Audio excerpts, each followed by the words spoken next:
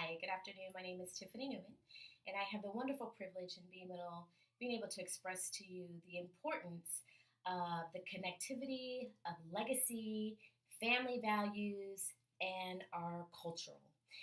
For me, as you can see, if perhaps you're not sure, I am an African American woman, a proud African American woman, and I have some things I want to highlight to you that comes from the African American culture in regards to rites of passage.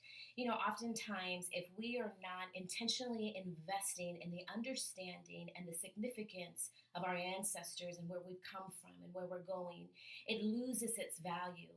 And there are some richness that is there in all our cultural lines that can help us in this journey that we call life.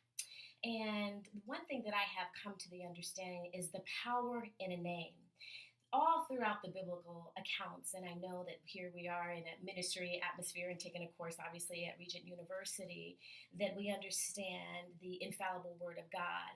And it's in Jeremiah 1:5 where Jesus or God says, He says, "Before you were created in the womb, I knew you." What significance and what power is that? That God knew of us before we were even developing and forming in the womb. All throughout the biblical accounts, we can find where there were matriarchs and patriarchs whose names were changed. We had Abram, meaning the father, that was changed to Abraham, the father of many nations. And of course, the mother, Sarai, meaning princess, and her name was changed to Sarah, meaning mother of many. We have, of course, the biblical account of Saul's name being changed to Peter, the rock.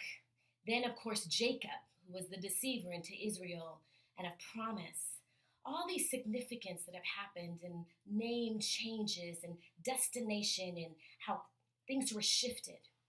How does that affect us today in our culture, here, 2017, me and you? In the African American culture, there are five different significance to rites of passage. There is the birthing, adulthood, and then the transition to marriage, and then eldership and being an ancestor. And I just want to highlight a couple of those for you briefly this afternoon in hopes that it causes you to perhaps go back and ask the question, what is within my cultural line that I'm not aware of, that I need to grab a hold of to pursue the purpose and the calling that God has for my life with excellence? Or what is in my name? One of the things that I love about the birthing aspect, it was an opportunity for the parents and for the community to gather and to be prayerful about naming this child. It was a ceremony that took place and initiating this child and determining and discovering what their calling should be as they continued on into this journey. When I had my first daughter, my husband and I, we happened to be in the ministry and really sought God in prayer about what her name was to mean beyond just, her name's actually Diara, but we gave her a Hebrew name. Her middle name is a Hebrew name because we wanted to be able to speak about what we felt like God was calling her to be and just the destiny that was upon her. So her full name is Diara Janae Odaya Shazona, which means prophetess and song of God, because she is a song of God. And in fact, we've had the opportunity now that she is attending George Washington University, those prayers that we prayed when she was a little girl and a baby, even in the crib, and how she is starting to walk into that purpose and that destiny of being able to call forth things as though they weren't, right? As though they are. And her field that she's going into is communication.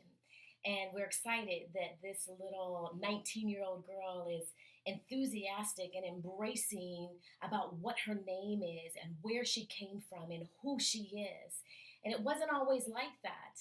I recall in her junior high years, crossing over to that next rite of passage in the African American culture of puberty and into adulthood, where she really took some time to do some self reflection on who she was and what she looked like, and analyzing everything, and her hair and the texture of it and her skin color and her eyes, and really trying to take on the definition that society would speak to her what was beautiful versus what mom and dad was speaking into her about who she was, and who she says she is, more importantly.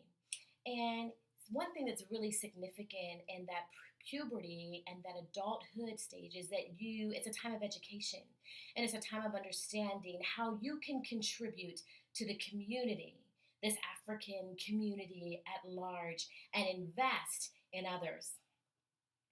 From that, there is also the time of marriage. Now, thank goodness, I don't have any daughters getting married anytime soon, and I am glad about it. But really, it's a representation of that continuum journey of adulthood, and where two families and two communities come together. And it really enhances about procreation, right? And the opportunity, because birth takes place, allows for more growth to happen and for community to be enlarged. The other moment that I had the privilege of participating in was, we recently had a family reunion, and the fall last year, September, Labor Day weekend in September. And I really had a heart to be able to gather our family together. And I'm perhaps like your family and my family, sometimes we always don't remain that connectivity as we would like. And I am not considered an elder at this point, which maybe that's a good thing. But one of the other aspects of the rite of passage in the African culture is eldership. And that's really about making sure things are aligning correctly, and it's maintaining order. And it's also bringing connectivity and calling forth community and hanging on to those traditions and making sure that they're passed down. Well, I really felt a burden to be able to have a family reunion. And I remember calling my dad and his siblings and saying, hey, I think it's time that I'm invited to the elder table where I have a voice and I can speak to the things that are happening and have conversation about the direction the family is going, and who needs to be prayed for, and who do we need to be reaching out, and who seems to be on the outskirts. And really that collective community of wisdom and insight in ensuring that the newer generation coming up knows the importance of where this family had come from and where we have been.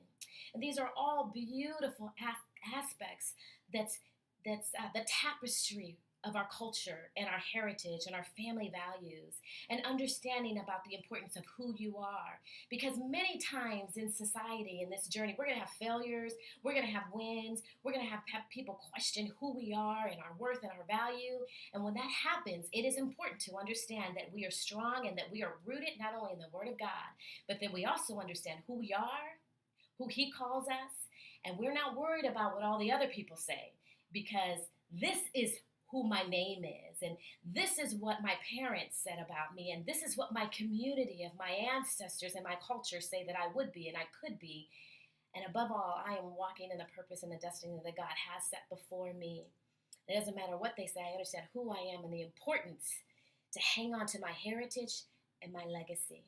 I pray that you are challenged, but yet blessed, and to dig deeper about the power of your name and the cultural inheritance that you have the privilege to be a part of. God bless you.